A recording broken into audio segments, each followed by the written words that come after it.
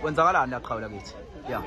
Lapha sizomashela imashi yokuthi babize uphakele umthakathi iqhawe lethu labanengoma elilwayo nabantu bokufika njengoba sazi ukuthi umthetho wala eSouth Africa uyasilahla-ke kwesinye isikhathi uyabheda. Siyacela ukuthi sengathi-ke ungayishintshe lento kwi-constitution yase-South Africa yokuthi i-South Africa belong to all who live in it. Ngoba manje kwenza ukuthi abantu bazenzele ngendlela abenza ngayo njengamanje. Siyabona ukuthi akusile iqiniso leli abalenzayo.